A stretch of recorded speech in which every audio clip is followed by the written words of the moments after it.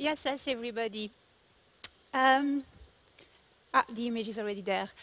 I'm afraid I'm going to start by something rather unpleasant at the moment. I'm going to talk a bit about Italian politics. You might remember that at the beginning of March this year, there was the Italian elections, the general election.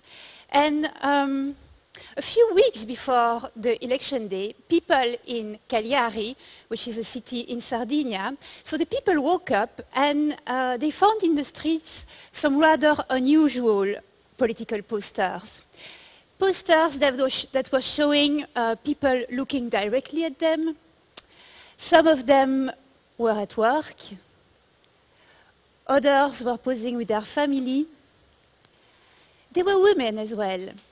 And under their portrait was these three words, vota per me, vote for me. And as I'm sure you've guessed, these are not official Italian politicians. They are all immigrants, so they don't even have the right to vote. And yet, immigration was really at the core of all the political debates in the run-up to the general election in Italy.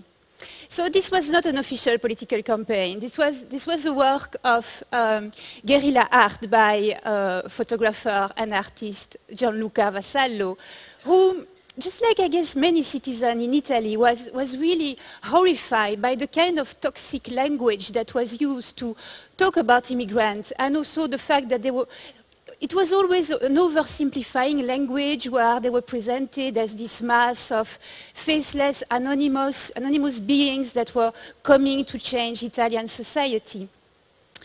So the artist thought that there was a need to put the individual and the human at the center of the debate. So that's why he took portraits of some of the immigrants. And as you can see underneath the words vota per me, there is a short text.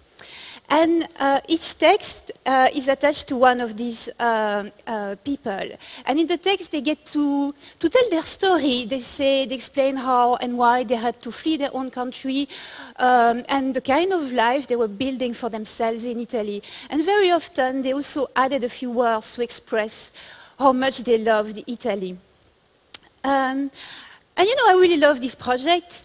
It's a lovely work. It could have ended there, except that the artist put online the files of the political of the poster, so everybody was free to use them, and people did it rather naturally and rather quickly. So some people who we really don't know who they are, they took it upon themselves to auto-finance the printing of more posters. And then they braved the cold night of the winter in Italy to go and glue these posters on the walls of their city. So very quickly you could see these posters in Roma, Udine, Torino, Trieste, Milano, to spread further this message and the story of these individuals. And I think this work is really important because it doesn't negate that there is a problem and there might be conflict, but it adds a layer of complexity. It kind of try to create a space of reflection and a space for these people to express themselves and to give their point of view. And this is the kind of art I want to tell you about today. I want to tell you about art that don't just want to represent the world or just doesn't want to raise awareness around a certain series of problems and issues. I want to tell you about art that goes a little bit further. I want to tell you about art that uses all kinds of tactics and strategies and counter-narrative to challenge the status quo, to challenge polarized political or social discourses, and to make emerge really a richer, a more nuanced debate. So I'm going to show you three more projects. The second one takes place in Pittsburgh, in the United States, where three artists wanted to talk about multiculturality to, not to their usual audience, not to the kind of people who come to their opening and to their performances. So they decided that they would attract people by opening a pop-up restaurant. And the particularity of the restaurant is that it's selling only food from country that the United States is in conflict with. So with the third experiment, they sold food from Iran. So that's kubideh, typical street food in Iran. People loved it because it was exotic, it was new, and it was just delicious street food. But with the food came a leaflet with all kinds of small text that were extracts of conversation that the artist had had with people from Iran, either people who were living as immigrants in the United States or people who were still in Iran. And in the text, they got to talk about their culture, the food, the music, even the politics and the religion. And so building a more complex narrative about their country. And of course, it had a lot of success. So the artist did more iterations of Complete Kitchen with Palestine, North Korea, Venezuela, Afghanistan, etc., Cuba. And with, of course, with each iteration, the menu changed, the design changed. And it was so successful that the pop-up restaurant became a sit-down restaurant. So that's North Korea. And I found this project that's, to be really interesting because it really challenges xenophobia, and it also gives a space and a voice to people, to communities who are usually underrepresented or misrepresented in the US media, and usually, you know, they appear in the TV news under the lens of this country is at war, is experiencing violence and human rights. So suddenly the narrative became more complicated and much, much richer. Yes, the third project. This is my happy moment because I get to tell you about my favorite artist. Her name is Núria Güell. She's a Catalan artist.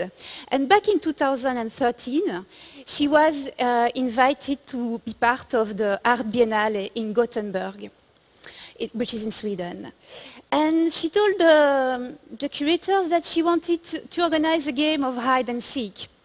I don't know if you can see, there is a woman hidden behind the bollard over there. That's not Núria Güell, that's her accomplice.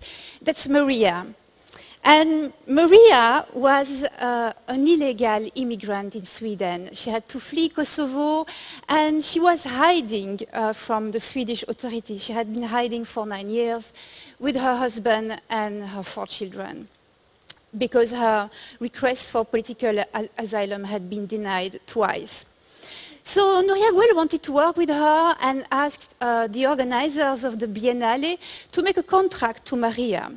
And so in her contract, Maria had to play hide and seek with people in Gothenburg every day, from Monday to Friday. And so that's what she did. Every day she would play with a Swedish citizen. The only rule is that she was always the one hiding. And she played with all kinds of people, you know, visitors of the Biennale, people who were living in the neighborhood, passers-by, tourists, etc. Some people just wanted to play.